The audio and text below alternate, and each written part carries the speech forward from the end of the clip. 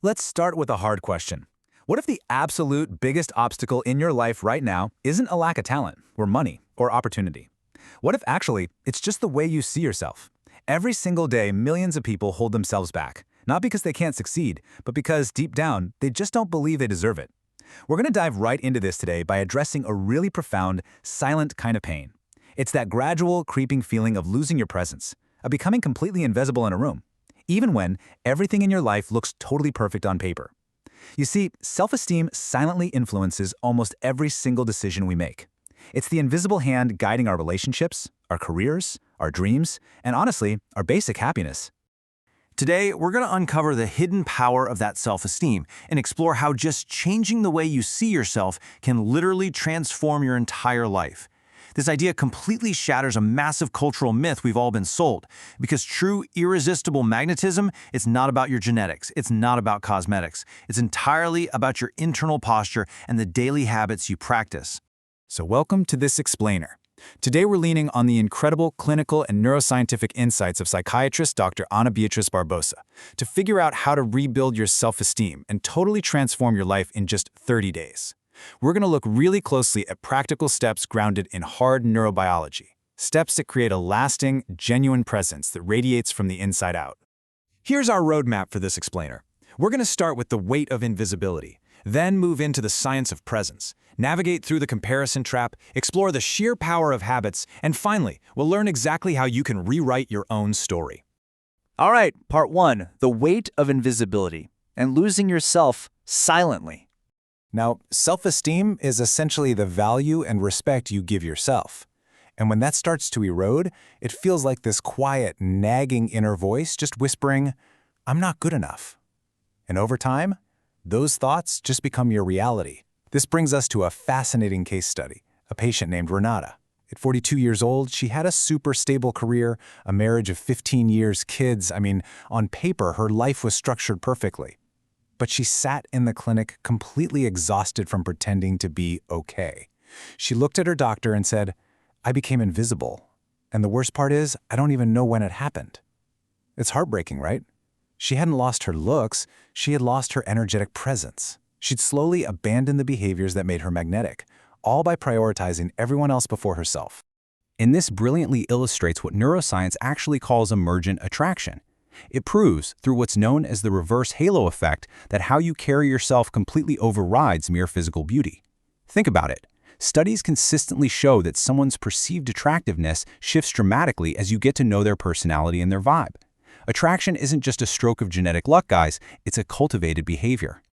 Moving on to part two, the science of presence, focusing on brain biology and human connection. The absolutely crucial point here is that we are not just talking about abstract poetry or feel-good quotes. This is hardwired neurobiology.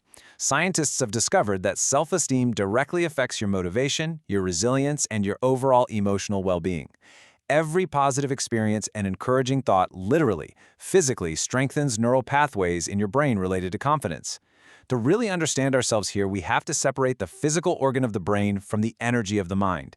Think of it this way. Your brain is like a lamp, and your mind is the light radiating from it. We actually have the power to change the software running on our hardware. Confidence and presence aren't simply inherited traits you're either born with or not. They're built, day by day, through the specific signals our mind sends to our brain. Let's look at a super concrete example of this biology in action. When you practice truly being present with someone, like making real eye contact, tilting your body slightly toward them, and genuinely listening without checking your phone every 2 minutes, you actually trigger an oxytocin release in their brain. Oxytocin is the bonding hormone.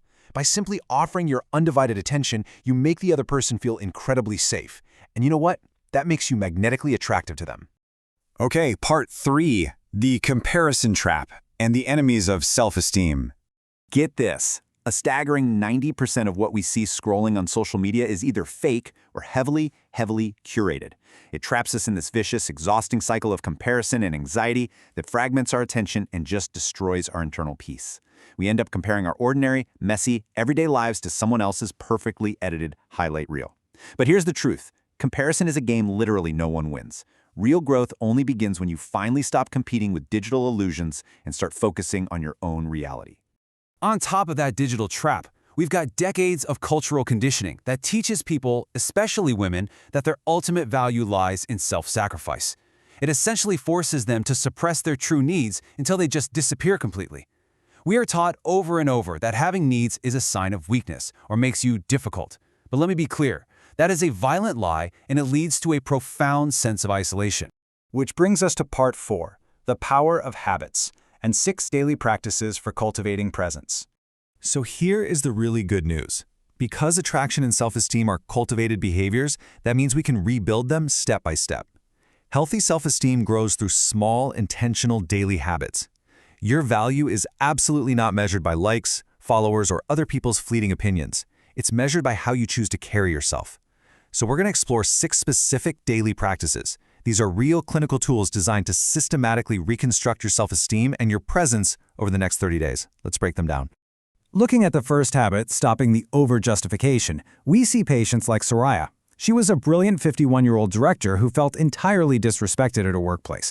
Well, in just 15 minutes of conversation, she gave 11 unnecessary justifications for her choices. 11! She unknowingly told the primitive brains of everyone around her that she was low status by constantly explaining her every single decision, acting almost as if she needed permission just to exist. When you finally stop over-justifying yourself, you might feel a brief spike of panic, like a withdrawal from approval. But trust me, on the other side of that discomfort is immense, unshakable self-assurance. Let's jump to the third habit, claiming your needs. We learned a lot here from 38-year-old Fernanda. She literally never asked for anything because she was terrified of disappointment. But by trying to never be a burden, she became completely predictable. Here's the harsh truth. People who never assert their needs aren't valued. They are simply utilized. To change this dynamic, you need to write down 3 personal needs every single morning and ensure at least one of them is met that day. It sends a powerful signal to your brain that you actually matter. Now for the fourth habit, rebuilding authentic body language. You don't need to do those fake exaggerated power poses that just mask your insecurity. Instead, use a very simple daily grounding exercise to literally signal safety to your nervous system. You see, our bodies send direct signals to our brains. When you stand in front of a mirror, straighten your spine, breathe deeply a few times, and just hold eye contact with yourself without judgment, you tell your brain to drop the cortisol and crank up the serotonin.